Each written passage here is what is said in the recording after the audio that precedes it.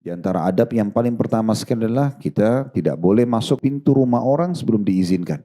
Kita juga yang kedua mengetuk pintu maksimal 3 kali. Tidak boleh lebih dari itu. Kalau sudah 3 kali nggak dibukain maka kita pulang. Tidak boleh kita paksakan untuk masuk ke dalam rumah orang. Itu sudah dijelaskan oleh Nabi SAW dalam hadits beliau. Kalau seseorang di antara kalian berkunjung ke rumah saudaranya, kemudian dia mengetuk sampai 3 kali dan tidak dibukakan, maka pulanglah. Karena sesungguhnya mungkin saudaranya sedang sibuk dengan sesuatu atau tidak ingin diganggu. Itu di antara adabnya. Kalau ada 2 daun pintu, maka di antara adabnya kata para ulama adalah kita berdiri di daun pintu yang tidak terbuka. Misalnya daun pintu 2 seperti rumah ini, ada 1 daun pintu yang dibuka untuk tamu, untuk orang masuk, yang 1 ditutup. Kita berdiri di tempat yang tertutup malah. Supaya nanti kalau pemilik rumah membuka pintu dan ada hal-hal yang memang tidak layak untuk dilihat, maka kita tidak melihatnya. Kemudian juga pada saat kita masuk yang keempat, kita mengucapkan salam. Itu dianjurkan, baik kita masuk ke rumah kita sendiri, ada orang atau tidak ada orang. Apalagi kalau kita sedang berkunjung ke rumah orang lain. Mengucapkan salam dan usahakan sempurna. Assalamualaikum warahmatullahi wabarakatuh. Karena Assalamualaikum artinya semoga keselamatan dunia akhirat untuk kalian. Ini pahalanya 10. Warahmatullah, dan semoga rahmat Allah atau karunia Allah diberikan kepada kalian, yang juga 10 pahalanya. Wabarakatuh, dan semoga keberkahan atau kecukupan buat kalian, yang juga 10 pahalanya. Setelah itu kita masuk dan kita menunggu tuan rumahnya mempersilahkan kita duduk di mana. Gak boleh kita main nyelonong sembarangan gitu ya. Kita masuk, nanti tuan rumahnya mengatakan silahkan masuk, tunjuk ke ruang tamu misalnya. Itu pun kita masih dianjurkan oleh para ulama untuk menanyakan saya duduk di sisi mana. Jangan kita duduk sembarangan di kursi, mungkin tuan rumahnya biasa duduk di situ misalnya. Adab selanjutnya, tidak memakan dan minum kecuali yang dihidangkan saja. Nabi SAW